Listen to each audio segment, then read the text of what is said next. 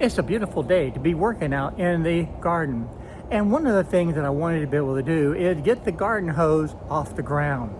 Every time we have to mow the grass, we have to make sure that that hose is out of the way and it doesn't get run over with the lawnmower. So it's time to be able to get it off the ground and onto a hose rack. Now I didn't want to do one of these little cheap store-bought type hose racks. I wanted to be able to make my own. And I also wanted to use up some of the leftover material that I had laying around.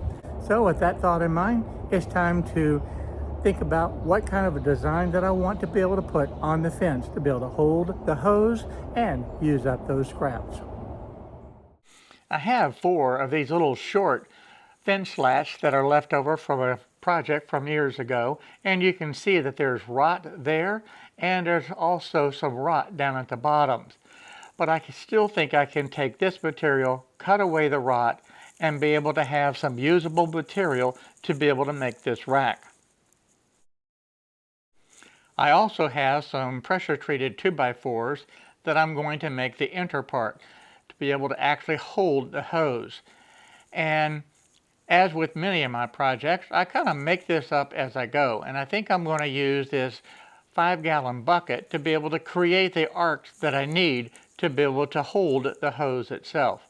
So that's going to be the radius right there that I'm going to use to be able to do it. Now, as it turns out, I don't need the third board. 2 will work just fine. And I don't want to use that knot that was right in the middle. At the miter saw, I'm just going to cut away the excess material. I don't need to be able to try to handle that long piece of 2x4 at the bandsaw. So I'm just going to trim this down to the part that I need, and then I'll go over to the bandsaw and cut this little arc. At the belt sander, I'm just going to clean up the edge and make it nice and smooth, and I'll sand it right down to the pencil line. If I had had one 2x6, that would have worked perfect. Unfortunately, I didn't have any leftover 2x6s, so this part actually is going to be in 2 different pieces. But with that said, since I have the first one cut out now, I'll just take the pencil and just do the layout and create my second one. No need to use the bucket again. I'll just use the part itself to be able to duplicate it onto the 2 pieces of the material. And then I'll repeat the process. I'll cut out the part on the bandsaw and sand it smooth. Then I'm going to take the pocket hole jig and I'm going to use the pocket hole joinery to be able to join these 2 pieces together. That's going to be the best way to be able to do it, to be able to keep it nice and secure over a long term. Then I'm going to take and put these 2 pieces into the vise to be able to hold it nice and secure, and then I'll just screw these 2.5-inch long screws in. Now it takes the 2.5-inch long screws because of the thickness of the material. This is considered a 2x4, which is actually 1.5 inches by 3.5. So I'm just going to use those screws, screw it in along with the glue, and that will hold it. It's time to start working with the fence slats. Now I want to kind of get a rough idea. Now there are no set measurements for this at all. You can create this any way that you want. Now as far as the short piece, I want to be able to have it extend up 3 inches above the top of that arc that I had made. And this part is strictly arbitrary. But I've established the measurements that I wanted. I'm going to measure down on this back piece. That's down 14.5 inches. Again, you can make this anything that you want, but that's just what I'm going to do for mine. And the nice thing about this, with this mounted to the fence, basically it kind of blends right into the fence and disappears, and that's one of the things that I want to be able to do. I'm also laying out the shorter pieces that will go on the front side of this, and I can lay this out and take it over to the miter saw and cut out all of these pieces. As I cut these various pieces to the length, I also want to recreate the dog ears. So I just turn the miter saw to the 45 degrees and then I can cut those. And granted, yes, I did mark exactly where they would be so that it was going to be consistent on all pieces. Now there's 3 of these fence slats on the back, and there will be 3 on the front side. Of course, those 3 will be much shorter. As far as the assembly, I'm putting these 3 on the back side, and I want to have them flush with the bottom of that 2x6. Now as far as the 3 on the front, I'm going to have it extend down. I'm not going to have it flush to the bottom of that 2x material.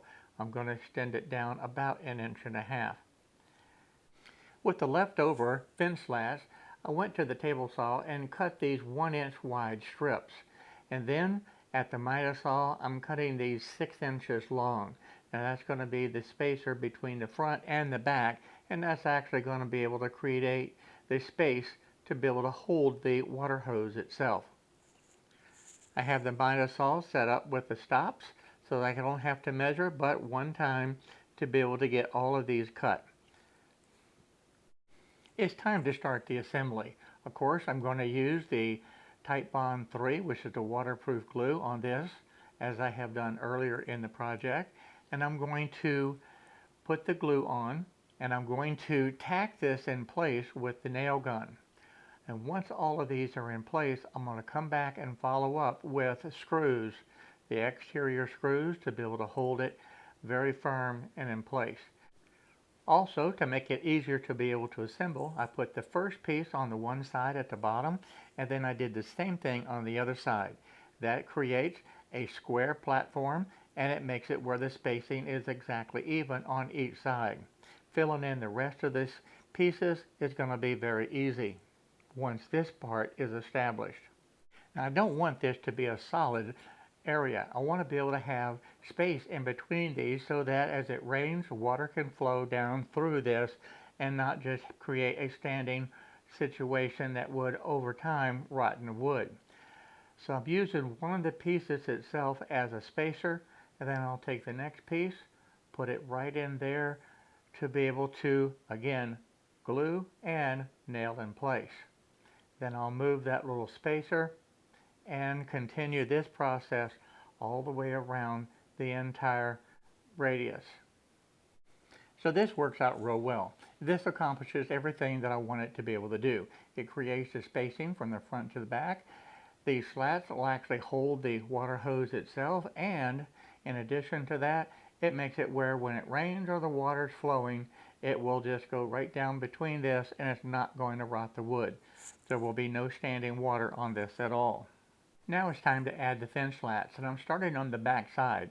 So this is the longest piece that's centered on this project. And of course I'm using the glue and the screws, and I'm using exterior grade screws, of course, to be able to secure this in place.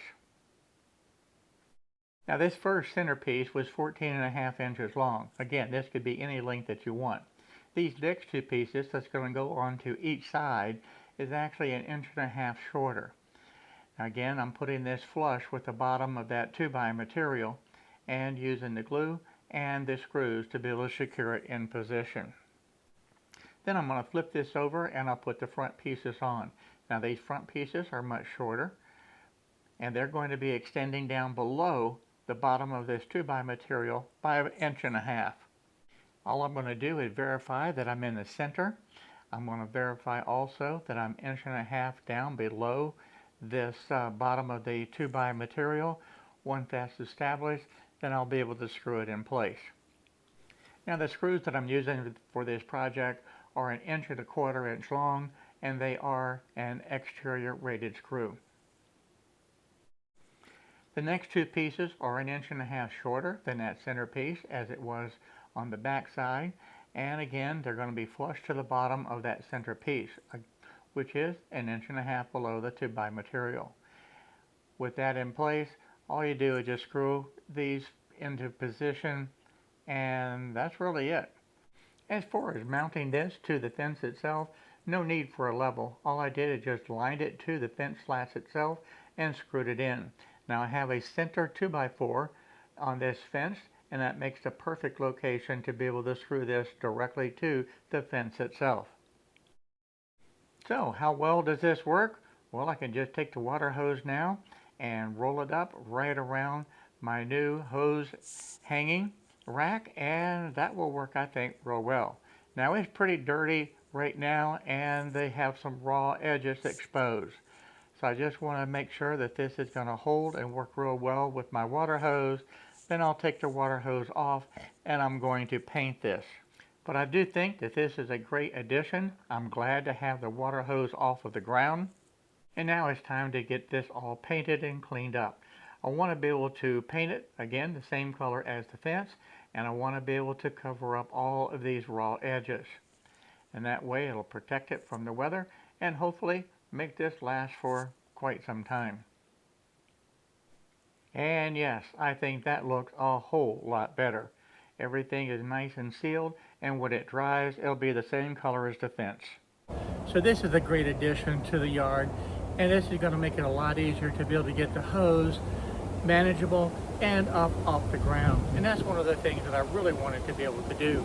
So if you like this video today, by all means, give me a thumbs up, and don't forget, hit that little subscribe button down there below, and I'll see you in the next video. So bye bye everyone. See you real soon.